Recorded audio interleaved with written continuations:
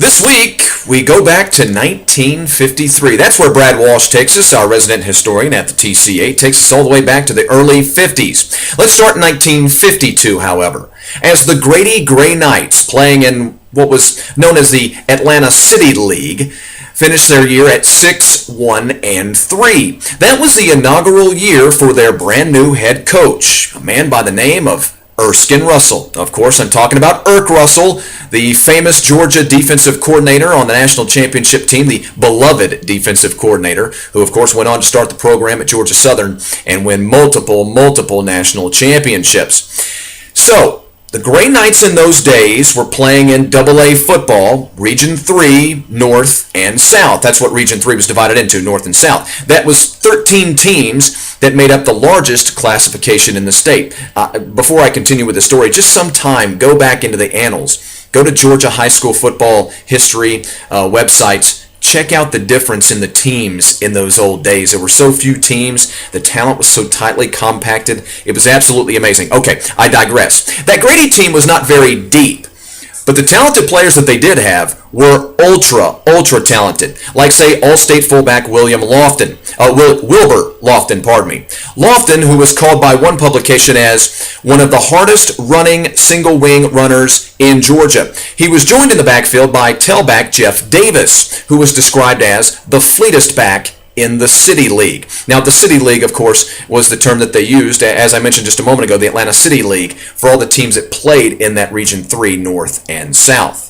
From day one, the 53 team displayed all the traits that we've come to know about legendary coach Erk Russell. They played inspired, they played tough, they played disciplined, smart football. They would plow through the regular season, as Brad says, at 8-1-1, which set them up for the city championship versus Region 3's AA South champion, Sylvan High School. There's a blast from the past for all of you old school fans out there. Sylvan High School is who they played in the championship. In front of 7,500 rain-soaked fans, the single-winged, no-face masked Grady team ran for 371 yards on Sylvan. Davis himself, 10 carries, 192 yards, while the man known as the Bull of Boulevard, Lofton, went for 14 carries and 120. Grady won the city championship 21-6, and with it, the Region 3 title. The victory earned them the right to travel all the way east to take on the Region 4 winner. I mean, all the way out to the east side where they took on Decatur. Yeah, Decatur. Again, another explanation of just how different things were in the old days. They went way out east to play Decatur. That, of course, for the North Georgia Championship. In those days, the championship, okay, you know, it was divided into North Georgia and South Georgia. On another waterlogged field and in front of 8,000 spectators, the Gray Knights broke the Bulldogs' hearts with a second half come from behind touchdown and winning the ball game 7-6 to hand Decatur their first loss at home in some 6 years.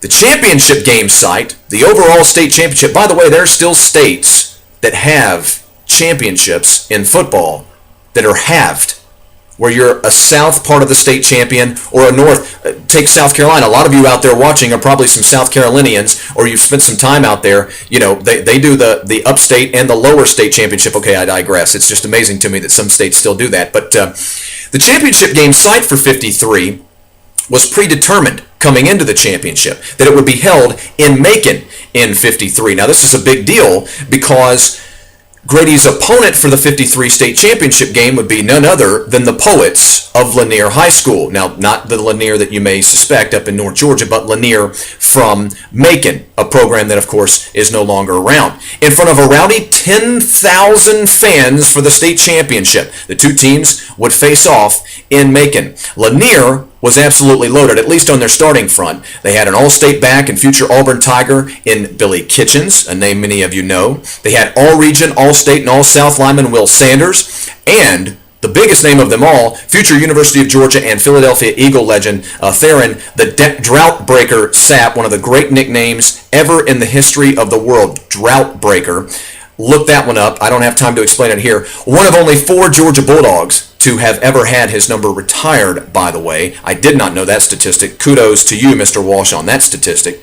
The game was played on December 11th of 1953, and the headline in the December 12th version of the Atlanta Constitution read, Grady shocks Lanier, 9-6. The Grady Gray Knights, led by Erk Russell, had won the state championship. That 1953 squad fought and scraped their way into the Georgia high school football record books, immortality, if you will. Along the way, the Touchdown Club of Atlanta would name two of its linemen, Mike Trotter and Walter Stovall, as Lineman of the Week, and Coach Russell earned the year-end Coach of the Year award.